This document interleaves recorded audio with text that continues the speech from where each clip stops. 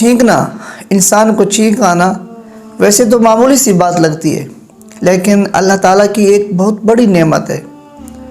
چھینک کے وقت کون سی دعا پڑھنی چاہیے؟ بخاری شریف کی حدیث ہے، نبی کریم صلی اللہ علیہ وسلم کے پاس دو بندے بیٹھے ہوئے تھے، ایک کو چھینک آئی تو اس نے الحمدللہ کہا، اس کے جواب میں اللہ کے پیغمبر صلی اللہ علیہ وسلم نے یرحمک اللہ کہا۔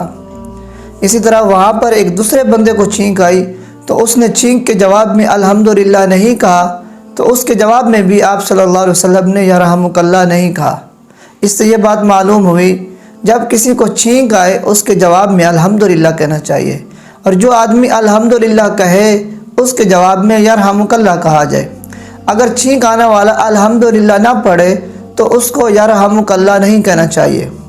اور جب چھینک کے جواب میں یرحمک اللہ کہا جائے تو پھر جس شخص کو چھینک آئی اس کے جواب میں یا رحمکم اللہ بولے، یعنی اللہ تم پر رحم کرے، یا پھر یہ دعا پڑھے یغفر اللہ لی ولکم، یعنی اللہ تمہاری بھی مغفرت کرے، یغفر اللہ لی ولکم، اللہ میری بھی مغفرت کرے اور تمہاری بھی مغفرت کرے، یا پھر رحمکم اللہ جو عام طور پر بولا جاتا ہے۔ اب اگر چھینک کی حفاظت پر بات کریں تو اس کے بے شمار فوائد ہیں۔ سب سے بڑا فائدہ اس کا یہ ہے کہ جب چھینک آتی ہے انسان کے دماغ کے اندر جتنے فاسد مادے ہوتے ہیں، بیماری کے جو اثرات اور اثرات ہوتے ہیں، چھینک آنے سے وہ بخارات بن کر باہر نکل جاتے ہیں، اور انسان کی پوری باڈی میں، اس کے پورے جسم میں سب سے زیادہ اہمیت کا حامل اس کا دماغ ہوتا ہے۔ جس آدمی کا دماغ سلامت ہو اس کا جسم بھی کام کا ہوتا ہے، جس آدمی کا دماغ صحیح نہ ہو، دماغ میں خلل ہو، پھر اس کا جسم جتنا بھی طاقتور ہو کسی کام کا نہیں ہوتا۔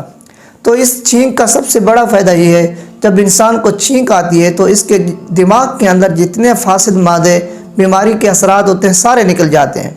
اب چھینک کے جواب میں اسی وجہ سے الحمدللہ کہنا چاہیے۔ حکماء نے ایک اور وجہ لکھی کہ جب انسان کو چھینک آتی ہے اس کی گردن ٹیڑھی ہو جاتی ہے، اور چھینک ختم ہونے کے بعد وہ سیٹ ہو جاتا ہے، صحیح ہو جاتا ہے، اپنی پہلے والی حالت پہ آ جاتا ہے، تو اسی وجہ سے بھی الحمدللہ کہنا چاہیے۔ ایک اور فائدہ بھی اس کا لکھا حکماء نے، جب چھینک آتی ہے تو انسان کے دماغ سے بوجھ ختم ہو جاتا ہے، تھکاوٹ ختم ہو جاتی ہے، انسان فریش ہو جاتا ہے، تو اس کے جواب میں بھی الحمدللہ کہنا چاہیے۔ اور اسی طرح ایک اور فائدہ لکھا ہے چھینک آنے پر جو دعا پڑھنی چاہیے، اس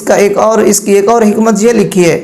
جب چھینک آتی ہے تو انسان کا پورا جو باڈی کا سٹرکچر ہے، پوری جو باڈی ہے اس باڈی کا سسٹم رک جاتا ہے یکدم، چند لمحے کے لیے، بلکہ تھوڑے سے سیکنڈ کے لیے، 1 سیکنڈ کے لیے بھی، اور جب چھینک ختم ہو جاتی ہے وہ سسٹم دوبارہ چل پڑتا ہے، تو اس پر بھی الحمدللہ کہنا چاہیے انسان کو۔ باقی ایک اور حدیث میں نبی کریم صلی اللہ علیہ وسلم نے فرمایا کہ جس کو 3 مرتبہ چھینک آئے یا 3 مرتبہ سے زیادہ چھینک آئے تو وہ زکام کی علامت ہے، اس پہ الحمدللہ نہیں کہنا چاہیے۔ اس سے یہ بات معلوم ہوئی اگر انسان کو زکام کی وجہ سے، نزلے کی وجہ سے چھینک آئے تو اس پہ الحمدللہ نہیں کہنا چاہیے۔